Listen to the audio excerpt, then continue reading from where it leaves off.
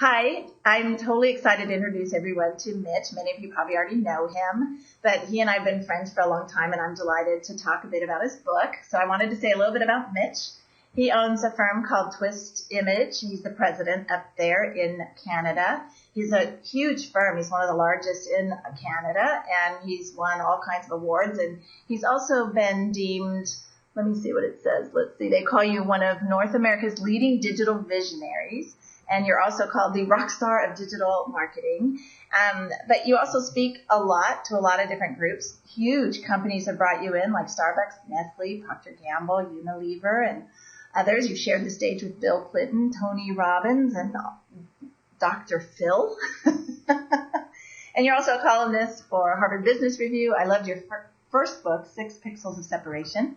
And today we're going to talk about your second book, which is Ctrl Alt Delete, which I have loved going through. So welcome, and it's so good to see you. That's great to see you. I mean, listen, part of my ability to speak and do the things I do is because of the work you do. You're definitely the person that I tell everybody they have to read. And even when I was formulating those initial presentations, I was following everything Duarte. So thank you. Oh, it's fun to have you. So we always talk about entrepreneurship whenever we get together, because we're both entrepreneurs. And you had a line in your book that said entrepreneurs have this uncanny ability to kind of live or foresee the future, to create the future, actually. And so I wanted to know, it's so different now in the digital first world, and how would an entrepreneur become an entrepreneur in that world?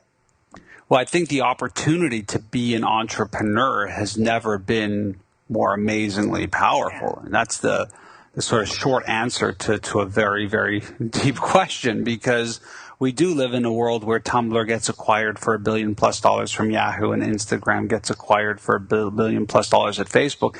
And a lot of these initiatives and businesses were started on one computer with a connection. Yeah. So the ability to sort of have that function be a part of our business world makes me feel like it's never been a better time to be in business or to think about starting your own business, because the barriers to entry and even the risk aversion that most of us feel and embody has so dramatically changed. Yeah. What was cool is I got from your book, it's not really about the medium that you're using, but about how you're going to use those tools to connect directly with your customers. So I wanted to see if you could give us examples of the types of things businesses should be doing, like types of things I should even be doing. Well, the ability to have that direct relationship is nothing new. What's changed so dramatically is the fact that now businesses aren't just at war with their competitors for the direct relationship. They're at war with their business partners for their direct relationship. Think about, your book. Your book comes out and you're telling people to follow you on Twitter and like you and tweet and YouTube and all that sort of stuff. But so is your publisher. And so is the retail store. And so are all the retail stores. And suddenly you start saying, well, now obviously if I want to have a direct relationship with your thinking, Nancy, I'm going to come and connect to you. But there's a lot of people now in the food chain who are competing for that. And so what makes it the opportunity for you is the same challenge that you face. And that's the real sort of dynamism of that movement. It's this ability for you now to understand that with every waking breath that you have, you as an entrepreneur need to figure out what that direct relationship is with your customer, and you need to be working every single day like clockwork to deliver on it and to keep adding value and to keep creating, things that are of use to that consumer, because it's not just your competitor who wants that relationship, it's everybody in your food chain now. That's really dramatic. Yeah, that's interesting. You use this word squiggly, which is kind of connected to that, like this squiggly era, or embrace the squiggle even in your own career path. And I wanted you to share what you meant by that when you talk about a squiggly world, and how has it kind of changed how we're doing business, this kind of generation of business we're in. If I go back a couple years, I was having lunch with an old high school friend, and she was lamenting the fact that she was no longer really happy where she was. And I thought it was sort of strange, because very successful, great family, and great gig. And in engineering. And I was like, well, walk me a bit through that. And she's like, when we were in high school, I was sort of good in math and sort of good in sciences. And I met a guidance counselor and they showed me engineering. And I thought, I could take a shot at that. So she did that, went to university, got accepted, and did okay. I mean, she graduated, got the little pinky ring or whatever, and became an engineer and white picket fence, that story. And I just sort of half jokingly said, isn't it crazy that like this random decision you made when you're 16 has this like massive bearing now in your entire life? And her jaw hit the floor. And what you realized, or what at least I realized at that moment, is that I wouldn't even want pictures of me when I was 16 out in the world, let alone like the decisions that are currently like based off of things like my mortgage and my family are all driven by this decision she made when she was 16. And she really fell into that sort of classic life cycle of work. You get the degree, you get the job, and you sort of nose to the grindstone. Yeah. It's a bit antiquated, that idea that like you'll work 25 years and then we'll celebrate with a rubber chicken dinner and give you a plaque or a gold watch, and off you'll float over to Mexico to do some tequila shots, right? Like it's a bit crazy.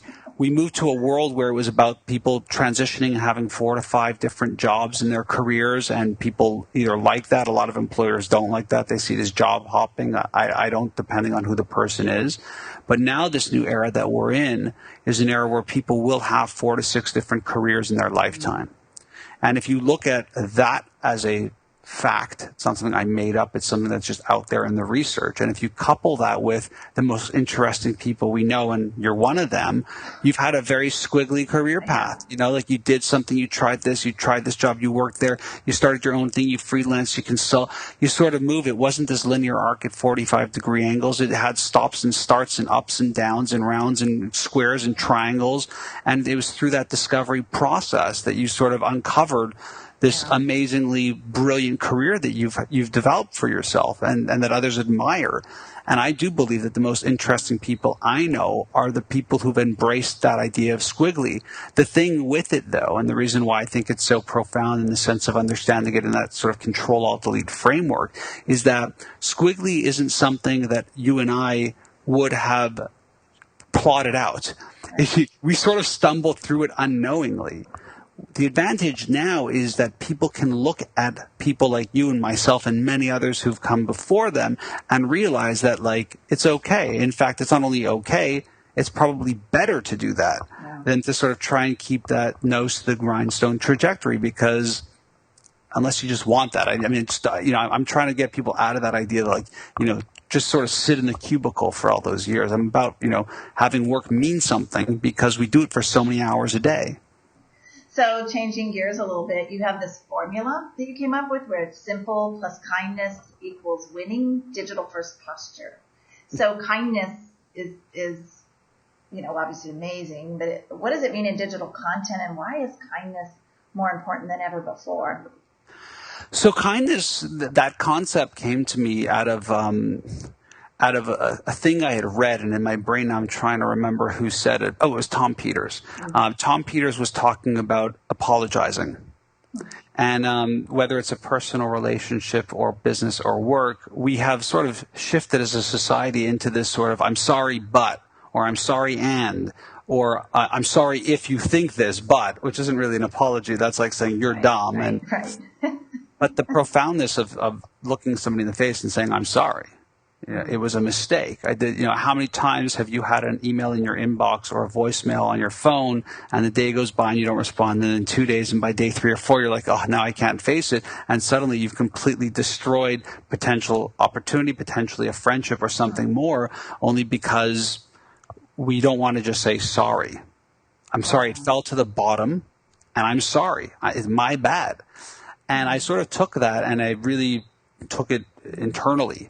And I started practicing this sort of ability to apologize, and it was the most liberating thing of my life. I mean, people are very forgiving, especially if you're sincere and you mean it, whether it's a personal relationship or a business relationship. And I felt like that was great, but you don't want a world of people just saying, sorry, I'm sorry, because then it becomes inauthentic. But what sorry led me to is a place of empathy. And I think empathy and kindness are core components to being successful. Why? Because it sort of ties into what we were just talking about. Great. So it's not really an awkward segue. It's the perfect segue, because I've been in scenarios, and I'm sure you have too, where people go, don't take it personally. It's nothing personal. It's just business. Well, Nancy, this is your business. This is my business. I do it for a lot of hours. And when I'm doing this, it is things that take me away from potentially more important things like my children and my family. I take it really personally. Don't have a thick skin about it. I have a very thin skin. I really, really care about the business that I do, the work that I do. And so, I have a very thin skin and I take it very personally. And so the sort of counterbalance for that to me was that whole idea of killing them with kindness is just, but when I say that, I know people go, well, it's easy to apologize and to be kind. It's not, especially when you do it with real authenticity. Yeah. And so what I found over the years is that it has better aligned me with the right people. It has better aligned me with the right clients. It's not perfect. It doesn't always work. Sometimes it works against me, for sure, because people will take advantage of that. Wow. But that's okay, because I'd rather have a lesson learned where someone took advantage of me because I was being kind than trying to embody this idea of having tough skin or thick skin and not taking it personally because I'm trying to get more, pennies or dollars or peanuts or chips or whatever it is we're using as a metric system or economic system than you. Yeah, some people think I fall on my sword too quickly. Most of the time, that's an interesting point because kindness is humanness, and in this kind of digital world that we're in, what are other ways we can be more human or come across or be perceived as human? Like, I love how I'm interviewing a dude and you're willing to talk about the fact that you feel. Right. It makes you human. But I'm very in touch with my family. Brene would be very proud of me right now.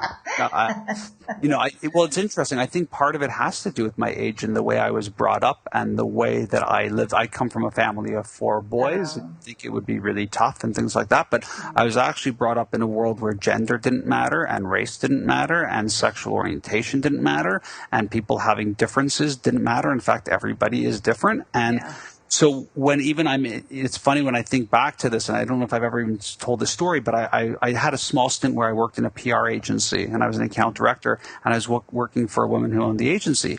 And I'd gone to some lunch thing, like a Chamber of Commerce thing, and someone said, "Oh, I know that agency. What's it like to work for a woman?" And I didn't even know where to go with it. I really sort of took it. I was like, it would almost be like a racial slur being thrown at you. Yeah, it's like a gender slur. I never considered it in the interview process. I just sort of looked at it and went, is this a place that I'd want to work and grow and do things with? Yeah. So I think part of that is just the reality. Where I think it transitions interestingly for me is the digital and social spaces, because it's not a gender thing and it's not a sexual preference thing and it's not a race thing. It's not a religion thing.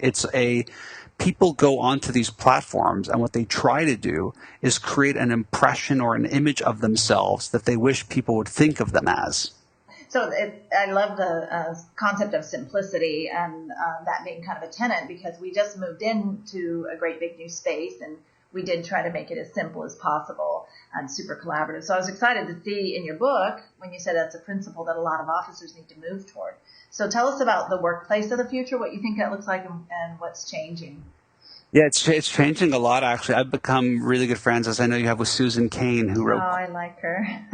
She's an awesome buddy. And when you start digging into her research, it starts showing you a different world. The world of open spaces and everyone collaborating actually has a dark side to it, where people who are working in these open spaces need a bit of privacy. They need a place to gossip. They need a place to challenge one another. They need places where they're not constantly being watched by others.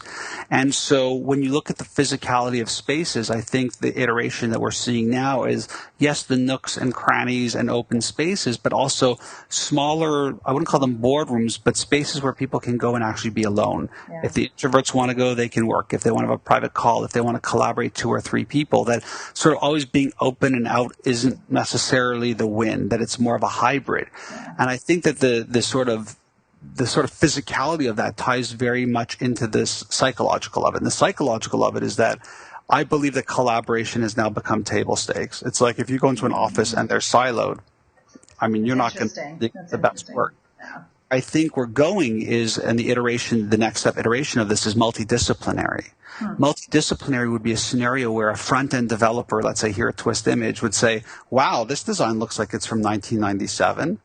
Have the ability for that front-end designer who's got now design chops to actually loop that into creative, to have it pull together into something, versus it being someone as a front-end designer going, wow, this looks like it's 1997, but it ain't my problem. I'm not in creative. So that idea of these people are collaborating here. Our client services teams are collaborating with our strategy teams and our creative teams and our tech teams and all that. But are they truly multidisciplinary? Now, multidisciplinary is a challenge because it's individual driven. I might have somebody on the tech team who's got an acute skill in strategy. I might have someone on the strategy team who has an acute ability in human resources. And the trick is how do we now, with these open collaborative environments, embody multidisciplinary? Why? Because you want people bringing 100% of their brain to work. You want them to do this because they're in places like Facebook and Twitter actually sharing who they truly are and all their diverse passions.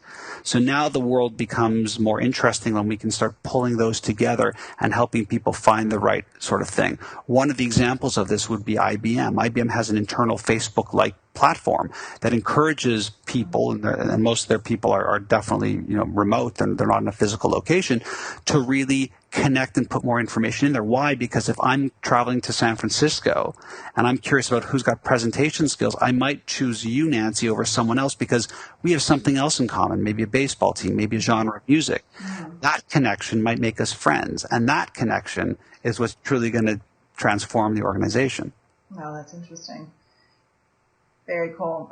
We did put phone booths in. I read Susan's book. We put in 6 two-person phone booths so that people could work quietly, work alone, and work with each other. And her book rocked my world, like the whole concept of how we work, how we play, and giving people the right kind of space to get their brain work done. So your book is great. I love it. It has strategies for business, but it also gives advice to people who just want to, succeed in their career. So I'm curious, what kind of advice do you give to your friends? What kind of tips can they take away for how to be successful? So let me preface this by just saying that when I wrote the book, it was based off of these 5 movements that have fundamentally changed business forever that most brands are not doing anything about. And I felt that it would have been a big check mark and it would have been a fun book to write. Yeah. And I sort of was taking it all in, as I know you have to when you're sort of trying to structure the. And I was like, but wait a second, we got to go to work the day after we read this book. What does that mean? And that's really when the book crystallized. It became this idea of 2 sections. The first part of the book is called Reboot Business, which is those 5 movements. And the second part of the book is Reboot You. So what's the physical, the psychological, and this sort of just attitudinal thing you got to bring to work in this different environment? When I'm talking to my peers and friends, and I definitely do a lot of mentoring, my first thing is to just make sure that they have that 3-dimensional perspective. And I think that it would be the beginning, middle, and end. And 3-dimensional perspective is simply this. You have a choice where your resume can be an 8.5 by 11 white sheet of paper with a bunch of black lines on it, or you can create a 3-dimensional, ongoing, real-time story about who you are. Now, you can do that through Facebook, through a blog, through YouTube, through Twitter, through Instagram. You can bring them together. You can choose what is best to express you, LinkedIn even.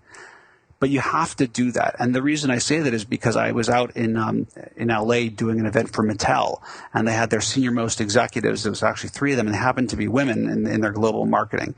And they did sort of like an inside the actor studio, like everybody in the audience could ask questions. And I was just sticking around because I had to catch a flight the next morning. They invited me they took pity on me, so I went for dinner. And one of the employees had said, tell me about the most profound thing somebody said to you, and who was it? And they went through a bunch of people, and actually, as I was sitting there, I was like, oh, that's a good question. I should sort of think about what my answer would be. But my answer is actually going to be the answer that the person used because I thought the story was perfect. They go down the line, and the last person, she said that she'd graduated university, and she took a first job, and she was sort of struggling with it, not sure if it was the right fit, and that she was telling her dad, who she was very close with, about not sure, did I make the right choice, did I make a mistake? And her dad said to her, just remember that every day you're writing your resume. And I thought it was an amazing piece of advice for a father to give to a daughter. I think it'd be an amazing piece of advice for a father to give to a son. I think it's an amazing piece of advice for all of us. And in my brain, where I went to, and that became a big catalyst for the book, is this idea that when he said this to her, there probably really wasn't really an internet. But in the internet era, think about how 3-dimensional it really becomes. Like every day you're creating your own resume. So when you come home and you drink a glass of wine and decide you're going to blow off the rest of the night and watch so you think you can dance or whatever it might be, just remember that you're making a choice where you could actually create something or do some critical thinking or publish something that is helping you become the person that you hopefully want to become. What's so cool about you is you're so honest and so genuine, and I've gotten some really good, direct, clear feedback and strategies from myself from you, and you've always been so generous with me, and I just really appreciate that, and I appreciate your time, and I hope your book sells marvelously and that life treats you well, Mitch. I'm just trying to be Nancy Duarte. What can I? But it's a mutual admiration society, and when people say it to me, it's very flattering. And I always wonder in my brain if they realize how much more I get out of them. Like I feel whenever I spend time with people like you that I really admire and respect, that I feel like like I'm boxing out of my weight class. Like I'm taking more than I sort of am entitled to. So it's nice to hear that, and I appreciate that. And you're smart, and you can tell by the way your brain thinks, and I'll run things by you, and you'll be like that, don't do that, or that. It's just so clarifying. So I do think you have the authority to write a book like this and kind of tell us all what to do and how to think. So I think it's a great book, and I think you did a great job. So thanks so much for coming. I love you, Nancy. Thank you. You too.